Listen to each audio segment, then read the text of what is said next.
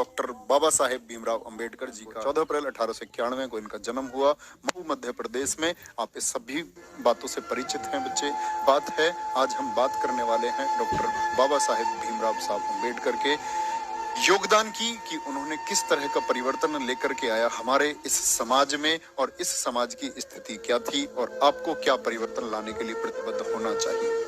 तो जो छोटी छोटी बातें हैं, इनके पिताजी जो एक सूबेदार हुआ करते थे, ईस्ट इंडिया कंपनी के रिटायर अधिकारी थे, रामजी सकपाल। इनकी माता जी भीमाई रामाजी सकपाल अंबेडकर, और इनके गांव का नाम भी क्या हुआ करता था, बडेकर हुआ करता था, जिसका सरनेम भी इनको मिला आपका भीवा।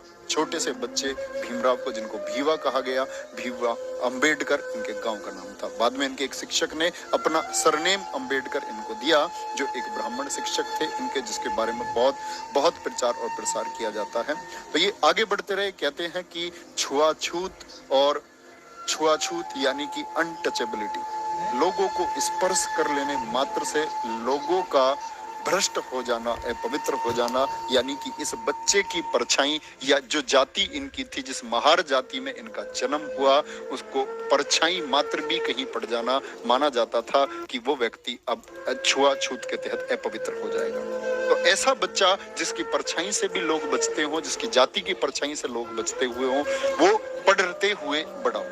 बच्चा पढ़ने लगता है, और पढ़ाई के दौरान क्या हुआ, पढ़ाई की रुचि के दौरान उसने सबसे पहले अपना एल्फिंस्टन कॉलेज में अपनी जो मैट्रिक परीक्षा थी वो पास की। और कहते हैं कि मैट्रिक परीक्षा पास करने के बाद जब ये ग्रेजुएट बने, तो देश की स्थिति आप लोग देखो, ऐसा पहला बच्चा हुआ जो ग्रेजुएट हुआ इस जाति से, इस महार जाति से, पहला पढ़ने वाला बच्चा हुआ।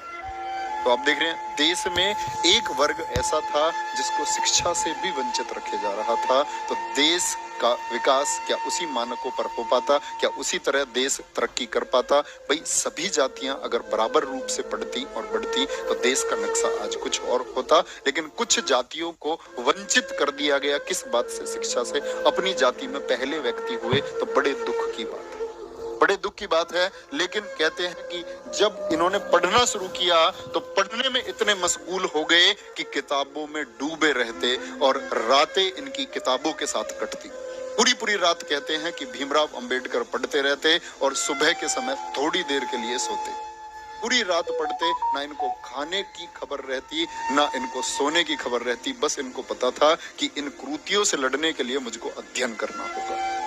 और अपनी हमेशा इन्होंने जो सारा वक्त बिताया, अपने जीवन का अधिकांश समय इन्होंने अपने अध्ययन में बिताया। उसके बाद ये कोलंबिया यूनिवर्सिटी गए, कोलंबिया यूनिवर्सिटी मुंबई। जब गायकवाड़ राजघराने से आपके सयाजीराव को इन्होंने क्या, सयाजीराव ने इनको क्या दे दी? स्कॉलरशिप दे दी। और उस स्कॉलरशिप से ये पढ़ने गए, स्कॉलरशिप से पढ़ने गए, और स्कॉलरशिप थी $11.50, $11.5 की इनको छात्रवृत्ति मिली।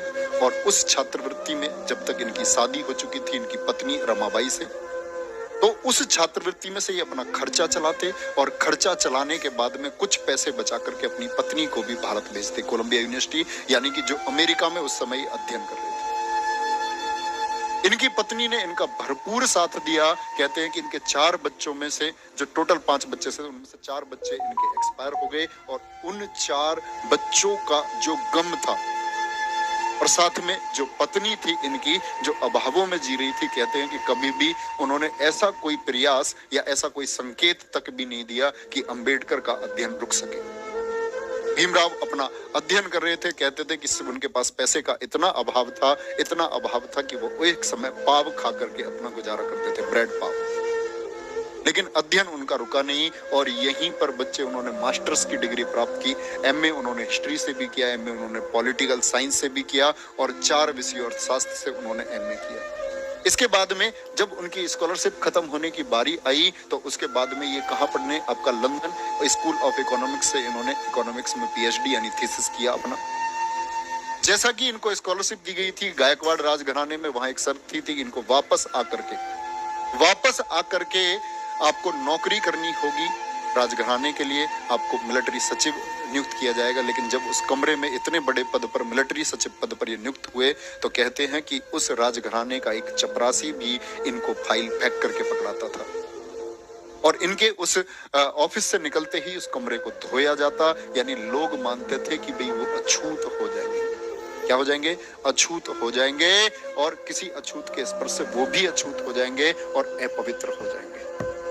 कहते होटल के एक कमरे को इन्होंने किराए पर ले लिया बगैर अपनी जाति बताए, लेकिन जैसे ही इनकी जाति का खुलासा हुआ तो वहां सैकड़ों लोग होटल में इनको मारने के लिए पहुंच गए। होटल से इनको धक्का देकर निकाल दिया गया, जैसा कि इनके स्कूल में भी इनके साथ हुआ था कि इनके पिताजी जो एक सूबेदार थे, उनके कहने मात्र से इनको एडमिशन तो मिल गया, लेकिन सब बच्चों से दूर बैठा करके पढ़ाया गया।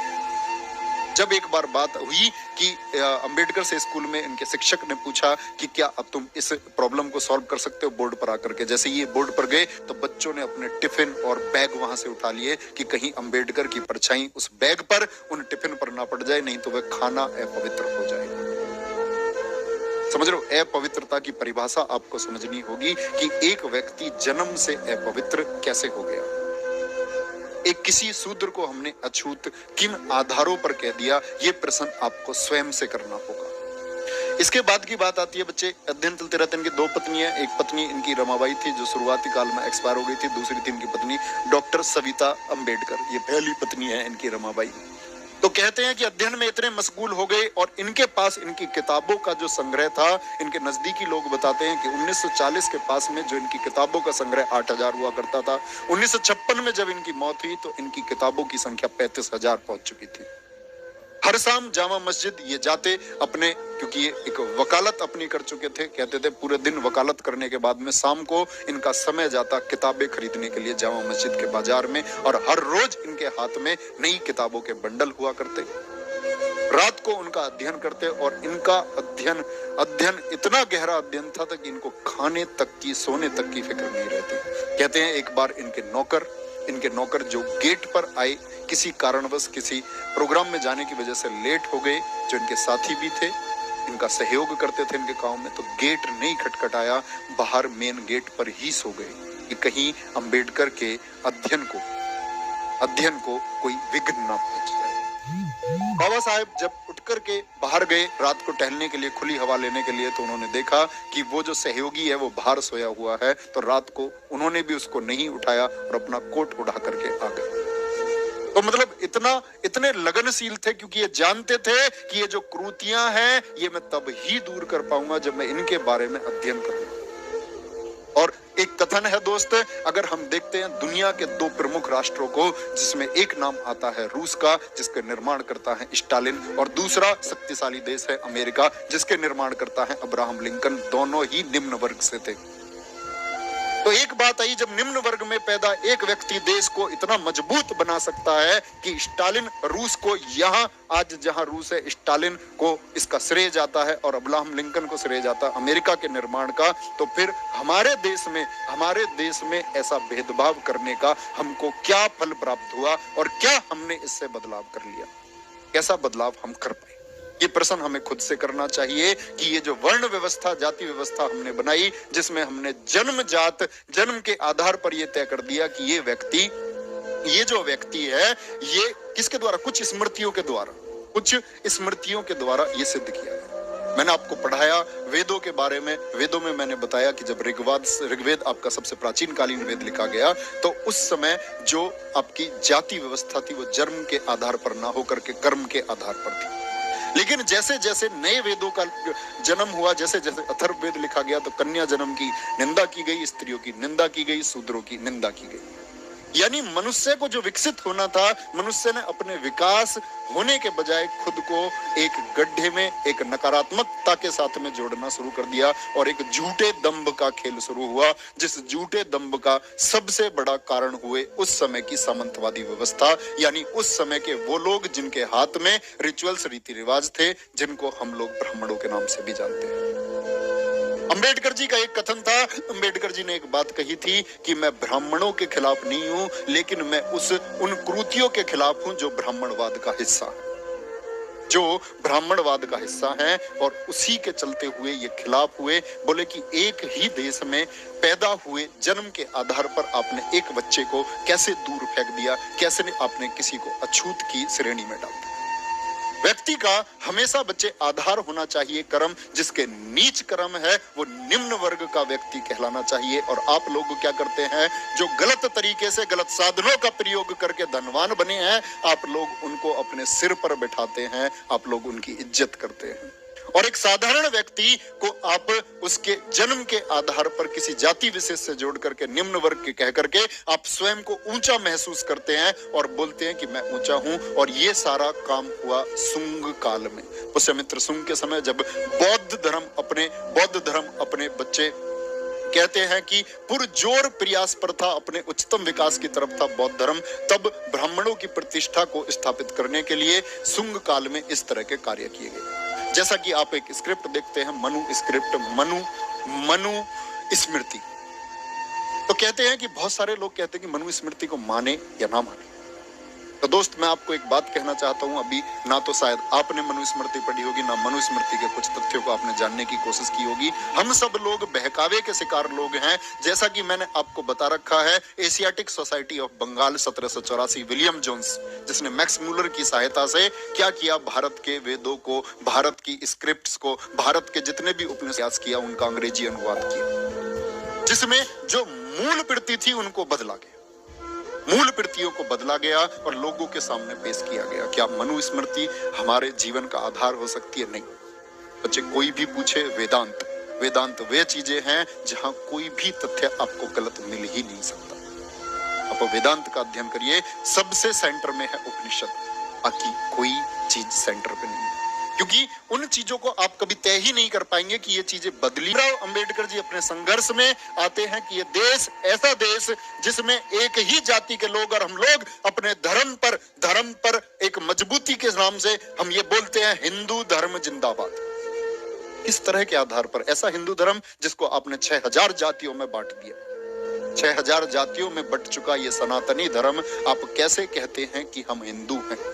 जब आप अपने ही एक भाई को ये समझते हो कि इसका घर में प्रवेश कर लेने से आपका घर अपवित्र हो जाएगा, एक महिला जो वेदों को सुन लेगी तो वेद अपवित्र हो जाएंगे, एक शूद्र अगर किसी के साथ खाना खा लेगा तो वो खाना अपवित्र हो जाएगा।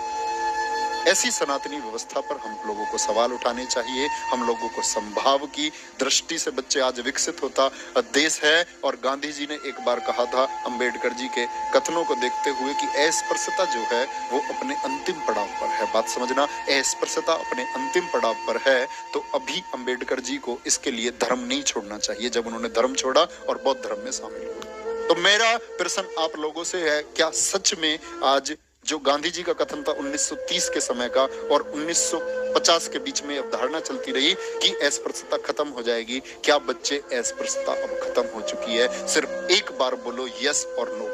क्या जात पात का ये भेदभाव गांवों से खत्म हो चुका है? गांधी जी ने ग्राम राज को कहा कि ये राम राज है। क्या गांवों में वास्तव में जाति व्यवस्था जैसी चीजें, जात पात जैसी चीजें, अछूत जैसी चीजें खत्म हो चुकी हैं? खुद से सवाल करें और खुद को जवाब दें, क्या ये खत्म हो चुकी है या नहीं?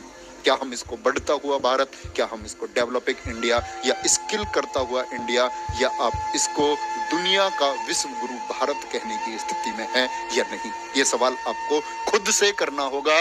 और इन्होंने जो बहिष्कृत लोग थे, जो पिछड़े लोग थे, उनके लिए मूक नायक लिखना शुरू किया। और उस समय का सबसे प्रसिद्ध पत्र केसरी, जो लोकमान्य तिलक द्वारा प्रसारित किया जाता था, बोले मूक नायक के शब्द केसरी में नहीं लिखे जाएंगे। और वहीं क्योंकि वहां ब्राह्मणवाद था, ब्राह्मणों का बोलबाला था, तो वो लोग चाहते थे कि जो बहिष्कृत लोग हैं आगे ना बढ़ने पाए। मंदिरों में प्रवेश को इनको रोक दिया जाए। मंदिरों में प्रवेश नहीं दिया जाएगा क्योंकि भगवान जी अपवित्र हो जाएंगे।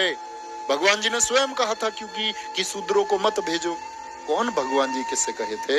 ये सारी अवधारणाएं मनुष्य द्वारा बनाई गई, उन मनुष्य द्वारा बनाई गई जो स्वयं को ऊंचा उठाना चाहते थे। अंबेडकर जी का कथन था, उन्होंने कहा बात स्वर्णों के अत्याचार की नहीं है, बात हर उस व्यक्ति का अत्याचार की है जो भेदभाव करता है। और ऐसा नहीं था कि सिर्फ स्वर्णों ने अत्याचार किया, जो बाकी के लोग थे जिन्होंने सोचा कि हम निम्न वर्ग से ऊपर है, उन सभी लोगों ने अत्याचार किया। उन्होंने खुद को ऊंचा समझा।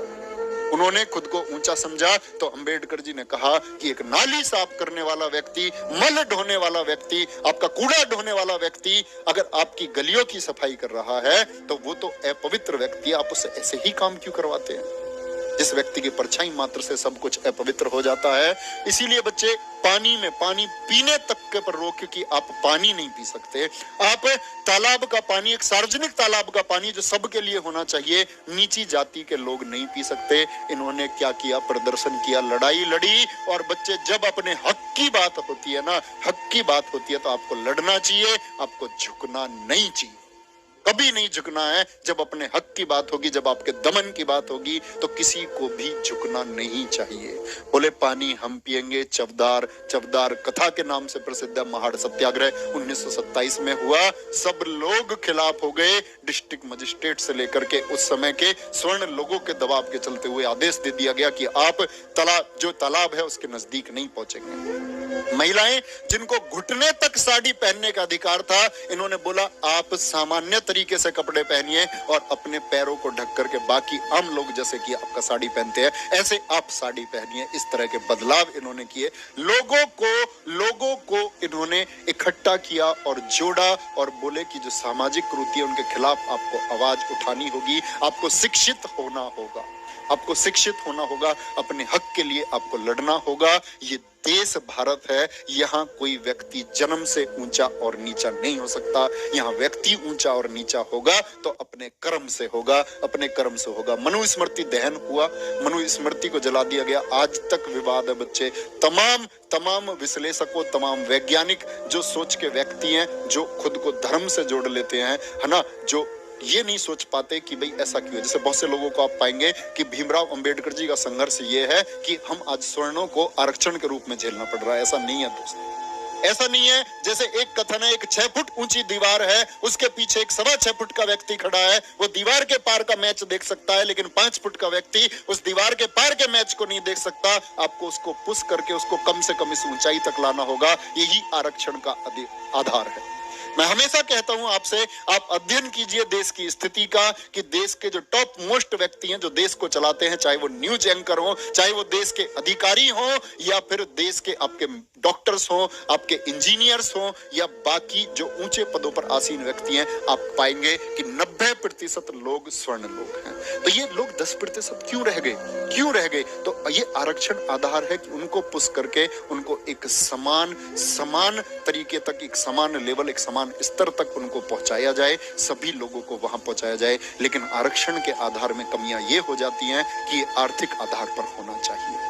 जातिगत आधार के साथ साथ में जो व्यक्ति जिसको इसकी आवश्यकता नहीं है उसको नहीं मिलना चाहिए। आर्थिक आधार पर भी इसको तय होना चाहिए। ये बहुत सारी चीजें हैं जिस पर विश्लेषक काम कर रहे हैं। ठीक है, बात आती है मनुस्मृति क्यों जलाई गई। मनुस्मृति को इन्होंने क्या बोला? तो मनुस्मृति के लिए इन्होंने कहा कि मनुस्मृति में ऐसी चीजें हैं, देखो ध्यान से क्या लिखा हुआ। ये अगर आप पढ़ पा रहे नहीं तो मैं पढ़ के सुना। पति सदाचारहीन हो, अन्य स्त्रियों से आसक्त हो, यानी अन्य स्त्रियों से जुड़ा हुआ हो, दुर्गुणों से भरा हुआ हो, नपुंसक हो, जैसा भी हो, फिर भी स्त्री को पतिव्रता बनकर उसे देव की तरह पूजना चाहिए। ये बात कहाँ की गई है? आपकी अध्याय 5 श्लोक 148 में की गई है। ठीक है, यहाँ देख सकते हैं आप। मैंने मूल प्रति इसीलिए लगाई है। गृहस्थ ब्राह्मण के घर वेश्या, ध्यान से देखना, शूद्र अतिथि के रूप में आ जाए तो नौकरों के साथ खिलाना चाहिए। आप स्वयं तय करना, क्योंकि आप में से बहुत सारे बच्चे मैनिपुलेटेड बच्चे हो सकते हैं जो खुद को जोड़ लेते हैं किसी जाति विशेष से, किसी धर्म विशेष से। क्योंकि आप लोग अध्ययन नहीं करना चाहते, आप लोग यह नहीं तय कर पाते कि गलत चीज को हम गलत कैसे कहें, और हमारे अंदर वो दम भी नहीं बचा है कि हम गलत चीज को गलत कह सके। क्योंकि हम ऐसे शब्दों को बोलते हैं जिससे हमें मैक्सिमम फेवर लोगों का मिले। हम ये चाहते हैं कि सभी जातियों में हम संतुलन बना करके रखें, कोई भी व्यक्ति हमसे रुष्ट नहीं होना चाहिए। लेकिन मैं सवाल करता हूं उस व्यक्ति से जो बदले में सवाल करे कि क्या आपने अध्ययन किया। ठीक है, तो देखेंगे ध्यान से क्या है। गृहस्थ ब्राह्मण के घर वेश्या शूद्र भी अतिथि के रूप में आ जाए तो नौकरों के साथ में खिलाना चाहिए। देखो भाई, ध्यान से, विवाह के लिए क्या है? शूद्र, यह देखो ध्यान से, ब्राह्मण सभी 4 वर्ण की कन्याएं पसंद कर सकता है। ये बात है अधम विवाह के लिए। अधम विवाह के लिए मतलब जो प्रेम विवाह होता है, ठीक है, ब्राह्मण 4 वर्ण की कन्याएं पसंद कर सकता है। क्षत्रिय जो होता है वो ब्राह्मण कन्या को छोड़कर सभी 3 वर्णों की कन्याएं पसंद कर सकता है। वेश्य की और शूद्र ऐसे 2 वर्ण की कन्याएं पसंद कर सकता है, लेकिन शूद्र को शूद्र वर्ण की कन्याएं विवाह के लिए पसंद कर सकता है। शूद्र को वर्ण से बाहर अन्य किसी कन्या से विवाह करने की अनुमति नहीं है। ये क्यों भाई? ये पक्षपात क्यों? ये पक्षपात क्यों? यहाँ देखो ध्यान पर लिखा हुआ है, यही बात है। ब्राह्मण, क्षत्रिय और वैश्य अपने वर्ण की कन्या से विवाह पर श्रेष्ठ हैं, पर कामवश होकर जो विवाह होता है उसकी बात है। द्विजाति विवाहों में जो कहीं अगर शूद्र से विवाह कर लेता है तो वो अपवित्र हो जाता है, वह अपवित्र हो जाता है। इतनी बात समझ रहे हैं? भीमराव अंबेडकर और आपके महात्मा गांधी जी के बीच जो मतभेद था वो किस बात को लेकर था? कम्युनल अवार्ड आप जानते हैं, पूना पैक्ट 24 सितंबर 1932 की इन्होंने किसके लिए 2 वोट का जो अधिकार था उसको गांधी जी ने मना किया, बाद में इनको आरक्षित सीटों की संख्या बढ़ा दी। लेकिन दोस्त ये कहते हैं महात्मा गांधी जी से, महात्मा गांधी जी ने इनसे कहा, आप जानते हैं कि ये कुरीतियों के बारे में मैं बहुत दिनों से सुनता आ रहा हूँ, आप कैसे कह सकते हैं अम्बेडकर साहब कि मैं दलितों के साथ नहीं हूँ? इन्होंने कहा कि मैं दलितों के साथ आपको तब मानता जब आप कहीं दलितों के खिलाफ हो रहे अत्याचार के प्रति जो स्वर्ण अत्याचार कर रहे थे उसमें से काफी कांग्रेस के अध्यक्ष थे। आपने कभी ऐसी कोई मांग उठाई कि कांग्रेस के किसी अध्यक्ष को आपने निष्कासित कर दिया हो उसके पद से, या आपने कहीं इस चरखे की बजाय और इस खादी की बजाय अगर आपने मांग की होती देश में कि अस्पृश्यता का अंत होना चाहिए, कहां आपने कहीं पर कोई ऐसा आंदोलन किया या ऐसी कहीं जनभावना आपने लोगों में आक्रोशित की? सबसे बड़ी कुरीति थी, सबसे बड़ी कुरीति थी, आपने कोई मांग इसके लिए उठाई? नंगली, आप सभी जानते हैं केरल त्रावणकोर में मार्तंड वर्मा जब राजा बने तो क्या क्या कानून बना, सब तरह के टैक्स लगाए गए। महिलाओं के लिए लगाया गया स्तन टैक्स। अपने स्तनों को नहीं ढक सकती है महिलाएं, कमर के नीचे कपड़े पहनती थी, और अगर ये ढकना है स्तन तो आपको टैक्स देना होगा। और एक चलता था दंड अधिकारी, डंडी पर आगे कटार दराती बांधकर कोई अपने कपड़े पहन ले तो दूर से कपड़ों को फाड़ देते थे, क्योंकि हाथ से तो अपवित्र हो जाएंगे। नंगली आवाज उठाई और बोली, जो लोग टैक्स मांगने आए, इसने बोली मैं अपने स्तन ढकूंगी। लोग आ गए, राजा के अधिकारी आ गए, बोले टैक्स देना होगा। अंदर गई, दराती ली, अपना स्तन काटा और एक पत्ते पर रखकर बोली लो टैक्स, इसको बोलते हैं। और इतना आक्रोश लोगों में पैदा हुआ कि ये प्रथा बंद करनी पड़ी। तो बात है, जब तक आप लोग गलत चीजों के खिलाफ, और ये सभी लोगों के लिए मैसेज है, जब तक आप गलत के खिलाफ नहीं हो सकते तब तक आप इंसान नहीं है। इन्हीं के पति थे चिरकुंडा, भारत के इतिहास का पहला व्यक्ति जो चिता पर बैठ करके जैसे सती होते थे ऐसे सती हुआ, पहला व्यक्ति। तो क्या बोले, मैं किसी समाज की उन्नति को महिलाओं की उन्नति से मापता हूं, तो आप उस समाज पर ध्यान देना जिस समाज की बात आप करते हैं, क्या वहां पर महिलाएं उन्नति कर रही हैं या नहीं कर रही हैं? जिस तरह मनुष्य नश्वर है, ठीक उसी तरह विचार भी नश्वर है। मनुष्य नश्वर है, उसी तरह विचार भी नश्वर है। जिस तरह पौधे को पानी की जरूरत पड़ती है, एक विचार को भी प्रचार प्रसार की जरूरत पड़ती है। सही चीजों को आप प्रसारित करें, अन्यथा चीजें दमन कर जाए। और बच्चे, आप किसी भी चीज के लिए, मैं मानता हूं कि आज चीजें खत्म हो रही हैं, लेकिन आज चीजें खत्म हो रही हैं, खत्म हुई नहीं। बाबा साहब की लड़ाई थी कि आर्टिकल 15 के प्रयोग से उन्होंने किसी भी तरह के लिंग के भेदभाव को आप लोगों को कानूनी अधिकार दिलवाया। हम लोगों को यह अधिकार मिला। बढ़ता भारत हम तब कहेंगे जब आर्टिकल 29 जैसी चीजों के प्रयोग के लिए किसी को जरूरत न पड़े। अल्पसंख्यकों के अधिकार ये सुनिश्चित होने चाहिए। हम लोग समाज का एक हिस्सा हैं, और बच्चे, इस समाज में सभी लोग इक्वल होने चाहिए। हर एक मेरा दोस्त इसमें इक्वल होना चाहिए। देखो, यहाँ वो जो धर्म जन्म से एक को श्रेष्ठ और दूसरे को नीच बनाए रखे, वह धर्म नहीं है, वह गुलाम बनाए रखने का एक षड्यंत्र है। इतने पढ़े लिखे आदमी, उस समय के सबसे एजुकेटेड आदमी को उस समय की इस जाति व्यवस्था की प्रथाओं से इस तरह जूझना पड़ा। एक व्यक्ति the evolution of provincial finance in British India और the problem of the rupee नामक पुस्तकें लिखी। कि आप जानते हैं रिजर्व बैंक ऑफ इंडिया की स्थापना इन्हीं 2 पुस्तकों के आधार की वजह से। भारत का रिजर्व बैंक ऑफ इंडिया का आधार बनी ये 2 पुस्तकें सबसे महत्वपूर्ण पुस्तकें हैं। तो बच्चे, बात है कि आप लोग खुद से सवाल करें कि क्या मैं ऐसा व्यक्ति हूं, क्या मेरे घर में कोई ऐसा व्यक्ति है जो जात पात को मानता है, नहीं मानता? हमने देखा है यार, अपने गांव में देखा है हमने कि लोग बर्तन भी अलग तरह के देते हैं कि इसके चाय पीने के लिए ये है और हमारे चाय पीने के लिए ये है। लोग बैठना, आज चीजें खत्म हो रही है, लेकिन बच्चे आप इसका खात्मा करेंगे। मैं आप सब लोगों से एक बार ये संकल्प लेना चाहूंगा और कमेंट सेक्शन में आप लोगों की राय जानना चाहूंगा। प्लीज आप किसी भी जाति विशेष के बंधक मत बनिए, कुरीतियों के खिलाफ बोलना शुरू करिए। और सही और विकसित और शिक्षित आप उसी को कह सकते हैं जो कुरीतियों के खिलाफ आवाज उठा सके। आपको आवाज उठानी होगी। तो कमेंट सेक्शन में आप सब लोगों का नजरिया जानना चाहूंगा मेरे दोस्त। क्या आप संकल्प लेते हैं कि आप आजीवन आजीवन आजीवन इस जात पात की व्यवस्था के खात्मे के लिए काम करते रहेंगे? और मैं इसके लिए प्रतिबद्ध हूं, आप भी इसके लिए प्रतिबद्ध होने चाहिए। वीडियो को सभी दोस्त लाइक और शेयर कर देंगे ताकि ये मैसेज सभी लोगों से पहुंचे। और मेरी हाथ जोड़ करके आप लोगों से प्रार्थना है मेरे दोस्त, प्लीज समाज में इक्वल होने का भाव पैदा करिए और इसमें अपने आप को बड़प्पन मत मानिए।